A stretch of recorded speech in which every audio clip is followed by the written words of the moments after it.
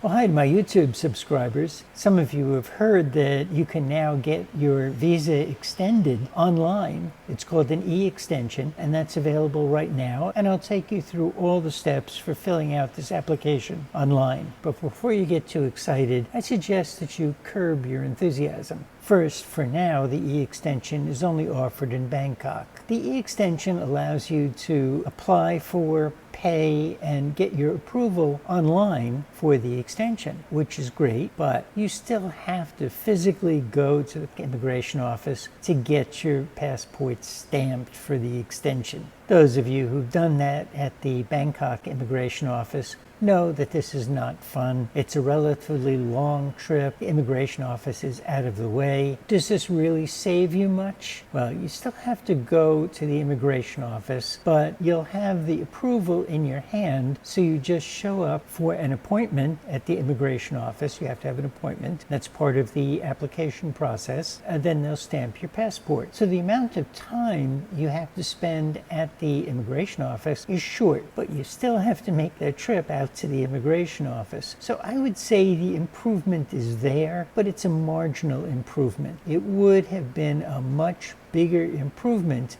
if you could just take that approval, keep it with your passport, and that would be your proof that you've gotten the extension. Now, how about when this is expanded to other areas of Thailand? Will that save you much? Well, have a look at my video called The Absolutely Complete Guide to Obtaining Your Thai Tourist Visa Extension. I'll put a link to that below in the description. What you'll see in that video is that at most local immigration offices, it's a pretty easy process to just fill out the paper application. You give them your passport, you come back after lunch, you pay your fee, of course, and you've got your extension. Now, again, what the e-extension would allow you to do is you would just make one trip to that office and you would leave with your passport stamped.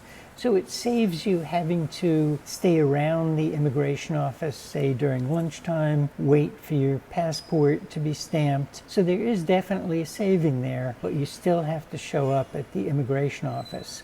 Now, sometimes this is a real pain. So for example, I was staying on Koh Phi Phi. I needed to get an extension. I had to go all the way to Koh Phangan to get my extension. Once I made that trip, it really makes little difference if I had to wait over lunchtime to get my passport stamped. I had to make the trip all the way to another island. So I'd say that in general, this is definitely an improvement, but it's a pretty marginal improvement, and it could be made a huge improvement if they would just let you take the approval and let you keep that with your passport as proof that you've had your visa extension. But there is definitely some advantage. I think some number of people will definitely want to take advantage of this. So I'll go ahead and describe the process from end to end, and you can decide if it's worth doing. For me, I'm not quite sure yet. So first, go to the website, which is thaiextension.vfsevisa.com. I'll put a link to that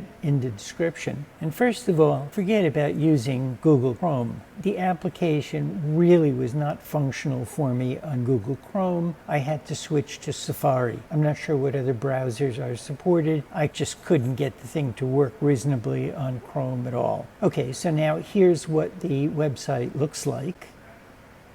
If you click on the orange Apply Now, you'll get the login panel. But first, you need to get an account. So click on Sign Up. Now you'll see this panel. Fill it out as shown. And then you get an email that looks like this.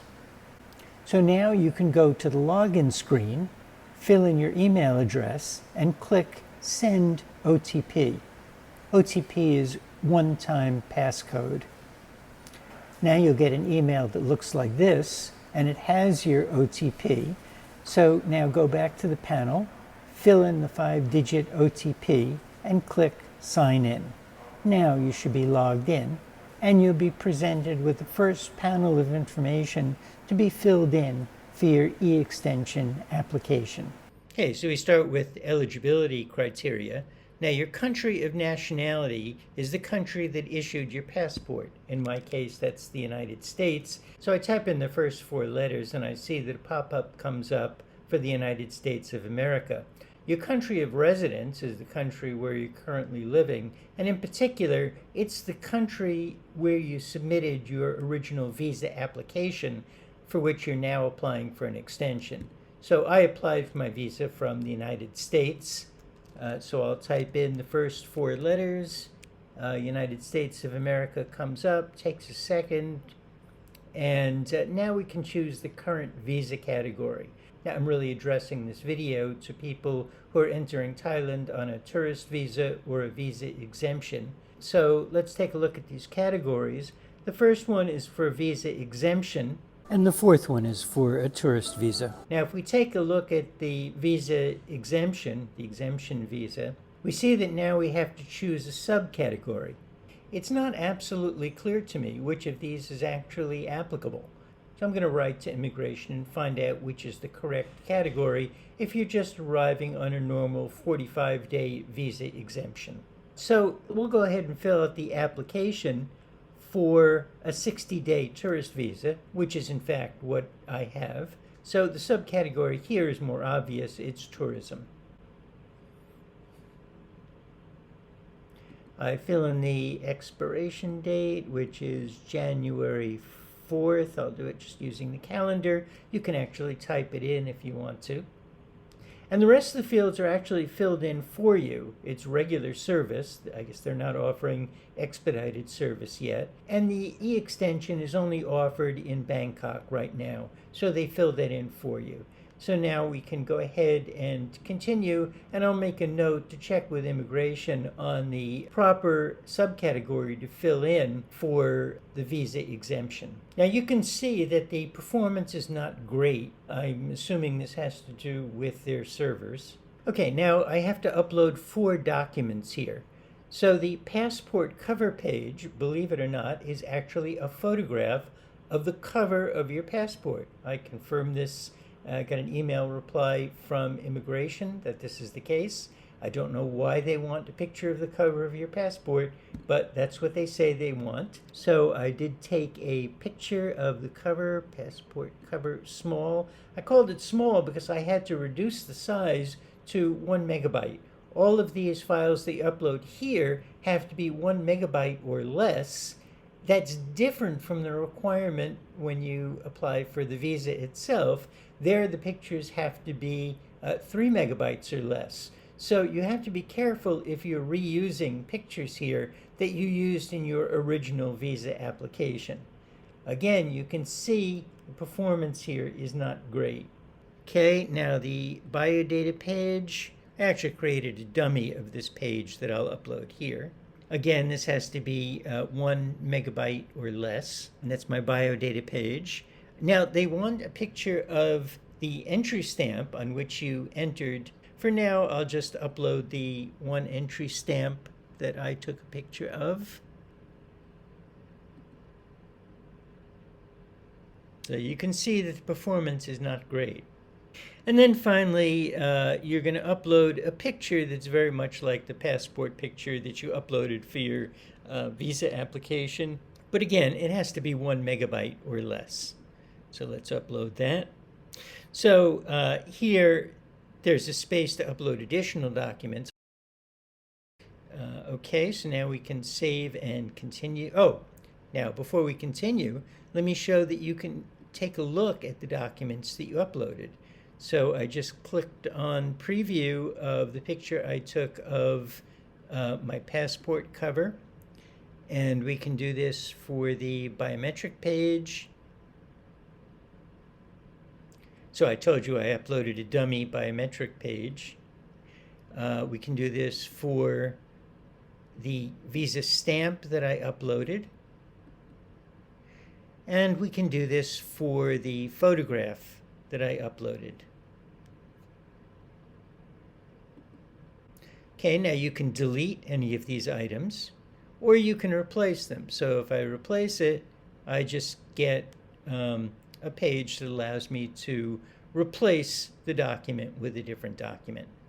Okay, so I think we're ready to save and continue. Well, this is the point in the video where I usually insert a brief advertisement. So let me ask you to consider buying my book, The Vientiane Affair. I think it's a very good book. It's exciting, and I think you'll enjoy it. You can find order information in the description to this video. I recommend buying the audiobook from audible.com or Amazon, or if you're an Audible member, you can use a credit to listen. Okay, so now let's get back to our video. Okay, so this is my dummy biometric page over here, and I'll fill in my name.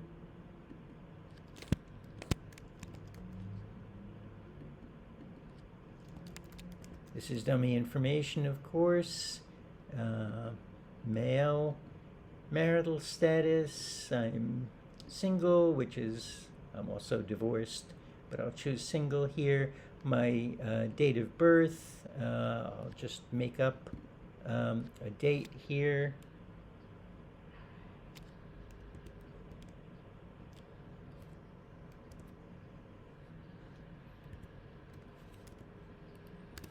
I'll make myself a little younger than I am. The place of birth is the USA. My passport number, it's a 9-digit number if you're from the US. Passport issued at USA. Date of issue, let's say it was issued 10 of June 2020, and it expires 9 of June 2030. U.S. passports are good for 10 years, and the passport type is an ordinary passport. Okay, so there you have it. That one's pretty straightforward, and save and continue. For the travel details, they ask for entries requested. They don't give you a choice. The only possibility here is single. I came from the United States of America, and that's already filled in for me. My port of arrival, and they give you choices. And again, I can fill in a few letters, and I arrived at Bangkok International Airport. My date of travel, let's see, I arrived on Saturday, November 5th. And now, for this next item, arrival departure card, this has been eliminated. So I'm not sure why they're asking for this, but fortunately there's no red asterisk. It's not mandatory, so just leave it blank. People no longer have these TM6 cards. The extension you're asking for is 30 days. I'm not sure why they're giving you a choice on this. And your reason for extension is tourism. Don't make it complicated. Okay, so I think we're all set here. Okay, accommodation details. So let's say, let me see, in Bangkok, I stayed at the Ariston Hotel. I believe that is on 20 Sukhumvit 24. And I don't know the actual district. I'm just going to choose something here. These don't, I looked up the address. There's not a very good correspondence. I suspect that when you fill this out, if you're staying at a hotel, you might want to just go down to the desk and verify with them what your district and sub-district are. I'm just going to choose randomly here. You should find out what the right ones are. And the province is Bangkok. Save and continue. And now they're asking you to choose an appointment. You have to have an appointment to go to immigration with your approved extension to get your passport stamped. We'll just choose the soonest available date, and we'll take a time that's not too early in the morning, and we'll save and continue. Okay, so now all we have to do, they summarize the application, they tell you what it's going to cost, 1,900 baht, which is what it's been. There's no increase there. They have your appointment listed, and they just want you to check off these various check boxes.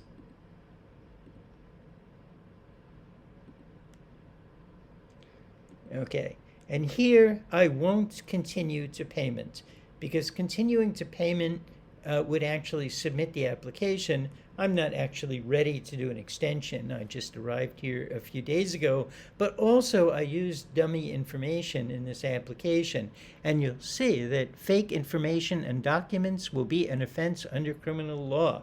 So I will definitely not do that. But I think that you'll probably find that, as in the visa application, the payment is fairly straightforward. So I've gotten you here through the application. Let me know if you have any problems with the payment, but I suspect the payment will be pretty straightforward. So once you've completed this, they will send you back an email with a document that you would take to immigration on the date of your appointment, and you should be all set. And I hope people who try this process will post their comments here so you can share your experience with others. And I'll be checking with immigration on those few items that are unclear. One very good thing is that when I wrote to immigration, there's an address. You'll see it. When I wrote to immigration, they wrote back an email the next day answering my questions. Now I have some more questions, but I expect they'll be responsive again. If you do have questions, there's help on the main page of the application. So let's go back to the main page here. There's frequently asked questions. There is a contact us.